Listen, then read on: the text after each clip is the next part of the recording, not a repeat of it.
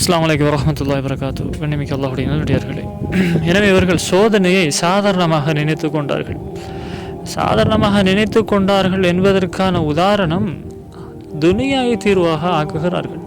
துனியாவை சோதனைக்கான தீர்வாக துனியாவை ஆக்குகிறார்கள். துனியாவை கொள்கிறார்கள்.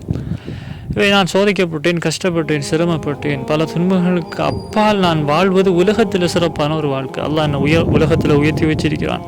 உலகத்தில் ஒரு உயர்வை தந்திருக்கிறான். எனக்கு நல்ல வீடு இருக்குது, வாசல் இருக்குது, எனக்கு சொத்துக்கள் இருக்குது. நான் முந்தி கஷ்டப்பட்டேன், இப்போ நலமுடன் வாழ்கிறேன் என்பதை சோதனை கூட நான் சிரமப்பட்டேன், இப்போ எனக்கு துனியாவில் அதனுடைய கூலி கொடுக்கப்பட்டு விட்டது. ஏன்னா அதோடு இந்த வாழ்க்கையில் நான் அடைஞ்ச உயர்வு கூலி எவ்வளவுதான் என்பதை அவர்களுடைய பேச்சால் அவர்களுடைய அந்த வாழ்க்கையினுடைய தரத்தை குறைத்து விட்டார்கள். அவர்களுக்கு கொடுக்கப்படுற கூலியை அவர்களாகவே மட்டுப்படுத்தி கொண்டார்கள். ஆனால் ஈமான்தார்களை பார்த்து அல்லாஹ் சொல்கிறான், துனியா என்பது மௌத்து வரைக்கும் சோதனைக்கு தான். சோதனை என்பது சாதாரணமானதல்ல, மௌத்துக்கு முன்னால் முடிவடைய கூடியதல்ல. சோதனையை தீனோட இணைச்சி பார்க்குறவனுக்கு அதனால் கிடைக்கிற கூலி இருக்குது, மௌத்துக்கு பின்னால் தான் அதை அனுபவிக்க போகிறான். அதனுடைய வாழ்க்கை இருக்குதே, மௌத்துக்கு பின்னால் தான் அவர் அனுபவிக்க போகிறாரு. இது யாருக்கு படுறது? அல்லாஹ் ஈமான் கொண்டு அல்லாஹுடைய வாக்கில் பூரணமாக நம்பி அதை ஒரு இச்சையாக நினைக்கிறவருக்கு. கண்ணியமிக்க அல்லாஹுடைய நல்லடியார்களே, மோமின் எந்த அளவுக்கு உள்ளம் எங்கட நப்சோட ஊர் இருக்குதோ அதுபோன்று தான் அந்த நப்சோட போராடித்தான் தீன அல்லாஹுடைய வாக்கு, அல்லாஹ் சொன்ன கூலிய, உலகத்தின் மீதான விளக்கத்தை, மௌத்துக்கு பின்னால் உள்ள வாழ்க்கையினுடைய விருப்பத்தை நப்சோட போராடி எப்படி துனியா நப்சாக இருக்குதோ அதுபோல் தீன நப்சாகி கொள்ள வேண்டியது இருக்குது. இதான் நப்சுடைய போராட்டம் எனப்படும். துனியா எப்படி நப்சாக மாறுதோ, இந்த வீட்டினுடைய விருப்பம், பொருளுடைய விருப்பம், எங்களோட பெண்களுடைய விருப்பம், பணத்துடைய விருப்பம், காணியுடைய விருப்பம், வாகனங்களுடைய விருப்பம், அது நப்சு தான், ஒரு ஆசை தான், ஒரு இச்சை தான், ஒரு உணர்வு தான். இதே இச்சையை புறக்கணித்து தீன் இச்சையாக மாறணும். சஹாபாக்கள் இதுக்காக தன்மை செஞ்சாங்க. சஹாபாக்களுடைய உணர்வு, கவலை, ஆசை, நோக்கம், அவர்களுடைய கண்ணீர், அவர்களுடைய முயற்சி, அவர்கள் அடைய வேண்டிய தேவை எதனோடு இருந்தது? தீனோட சம்பந்தப்பட்டது, அல்லாஹுடைய வாக்கோடு சம்பந்தப்பட்டது. அல்லாஹ் பிழையென்று சொல்ல முடியாதது, அல்லாஹ் கட்டாயம் தர வேண்டியது, நிலையானது, மௌத்துக்கு பின்னால் அனுபவிக்க வேண்டியது, அனுபவிக்கக்கூடியது, உலகத்தோடு மட்டும் முடிவடையக்கூடியதல்ல. எனவே சாதாரணமாக சோதனையை நினைப்பவர்கள் எல்லாம் மூமின்கள், அதை தீனோட பயன்படுத்தக்கூடியவர்கள். சோதனையில் நான் தீனோட கொண்டுள்ள நடவடிக்கை என்ன, நடத்தை என்ன, என் உடம்புல நோய் வந்தாலும் சரி, நான் ஆரோக்கியமாக இருந்தாலும் சரி, என்னுடைய வாலிப வயதிலும் சரி, வயோதிப வயதிலும் சரி, மௌத்துக்கு முன்னால் நான் தீனோட என் வாழ்க்கை எப்படி கலந்து கொள்வது, அதை எப்படி கலக்கிறது, அதை எப்படி சேர்த்து பிடிக்கிறது. எப்போ துனியாவை தீர்வாக ஆக்குகிறார்களோ உலகத்தில் மட்டும்தான் அவர்களுக்கான கூலி அடைந்து கொண்டார்கள். மௌத்துக்கு பின்னால் அவர்களுக்கு எதுவுமே அல்ல. என்பது சோதனையை சாதாரணமாக நினைக்கிறது என்பது அது துனியாவை தீர்வாக ஆக்குறவர்களுக்கு தான்.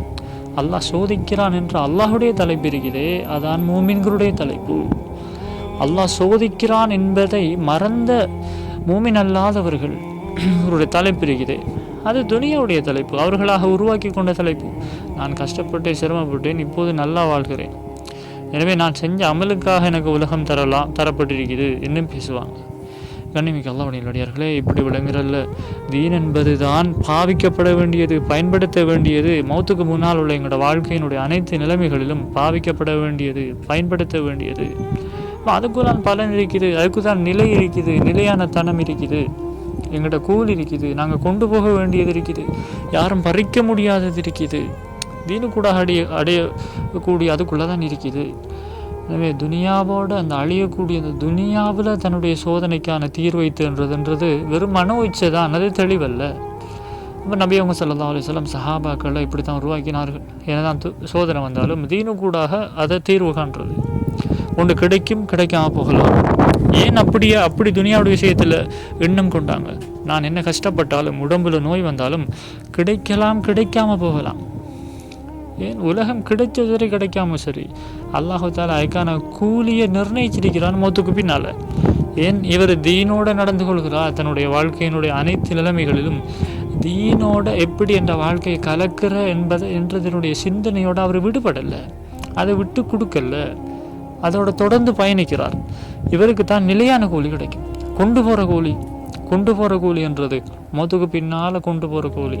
இந்த கூலி கிடைக்கிறப்ப இவர் தன்னை தீனோடு இணைக்கிறது, தன் வாழ்க்கையை தீனோடு இணைக்கிறது, தன் சோதனையை தீனோடு இணைக்கிறது, தன் கவலையை தீனோடு இணைக்கிறது, தன் இச்சையை தீனோடு இணைக்கிறது, தன் முயற்சியை தீனோடு இணைக்கிறது, தான் உயர்வடி நினைக்கிறது தீனோடு இணைக்கிறது, உலகத்தோடு இணைக்கிறது இல்லை. உலகத்தோடு இணைச்சால் உலகத்தில் மட்டும் இவருக்காக அது கிடைக்கும்.